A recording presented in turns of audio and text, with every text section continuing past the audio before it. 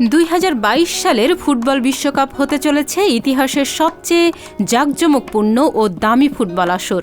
আরবের সংস্কৃতি ও ঐতিহ্য তাঁবুর আদলে নির্মিত স্টেডিয়ামে রয়েছে সব ধরনের আধুনিক সুযোগ সুবিধা। এরই মধ্যে দেশটি নিজেকে সাজিয়েছে এক নতুন রূপে।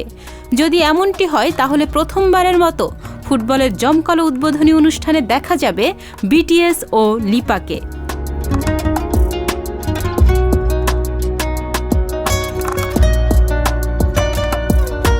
ফুটবল বিশ্বকাপের ইতিহাসের সবচেয়ে জনপ্রিয় গানের শিল্পী শাকিরা 2010 সালে দক্ষিণ আফ্রিকার ফুটবল বিশ্বকাপে ওয়াকা ওয়াকা গান দিয়ে ঝড় তুলেছিলেন এই শিল্পী। এক গান দিয়েই রাতারাতি সারা দুনিয়ার তরুণদের তারকা হয়ে ওঠেন এই লাতিন গায়িকা। তার গান আর নাচের ছন্দে যেন ভিন্ন মাত্রা পেয়েছিল বিশ্ব ফুটবলের উদ্বোধনী অনুষ্ঠান। এরপর কেটে গেছে এক যুগ। মাঝে দুইবার বিশ্বকাপ ফুটবল প্রতিযোগিতা হলেও ওয়াকা ওয়াকার মতো স্মরণযোগ্য কিছু আর কেউ উপহার দিতে পারেনি।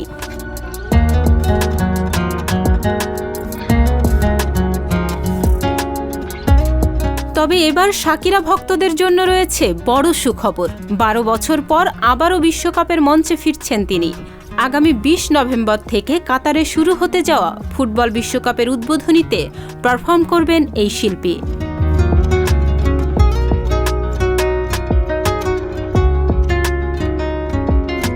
তবে কেবল শাকিরাই নন, বিশ্বকাপের উদ্বোধনীতে আল বাইদ স্টেডিয়ামে আরও পারফর্ম করবেন জনপ্রিয় ব্রিটিশ গায়িকা দুয়া লিপা এবং এ সময়ের অন্যতম আলোচিত কোরিয়ান ব্যান্ড বিটিএস।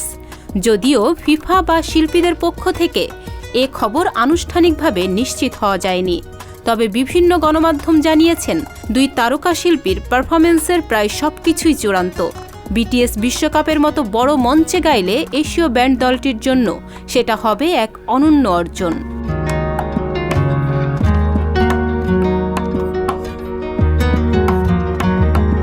টোটাল রিপোর্টারের খবর অনুযায়ী কলম্বিয়ান গায়িকা শাকিরা বিটিএস ও দুয়া লিপাকে নিয়ে বিশ্বকাপের পর্দা তুলবেন।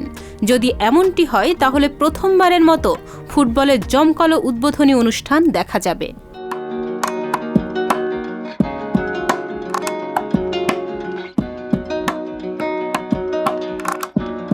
1962 সালে চিলি বিশ্বকাপ দিয়ে শুরু হয় বিশ্বকাপের উদ্বোধনীতে থিম সংয়ের চল। সেবার পারফর্ম করেছিলেন চিলি ব্যান্ড লস র্যাম্বলার্স ও আর্জেন্টিনার গায়ক হর্গে রগাস। এরপর থেকে নিয়মিত বিশ্বকাপের থিম সং থাকলেও সম্ভবত সবচেয়ে বেশি জনপ্রিয়তা পায় রিকি মার্টিনের দ্য কাপ অফ লাইফ।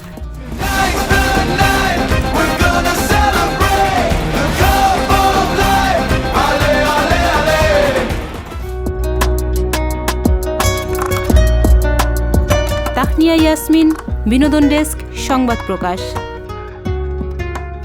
সংবাদ, ফিচার ও অনুষ্ঠানের জন্য ভিজিট করুন সংবাদ প্রকাশের ওয়েবসাইট এবং যুক্ত থাকুন ফেসবুক পেজ ও ইউটিউব চ্যানেলের সঙ্গে।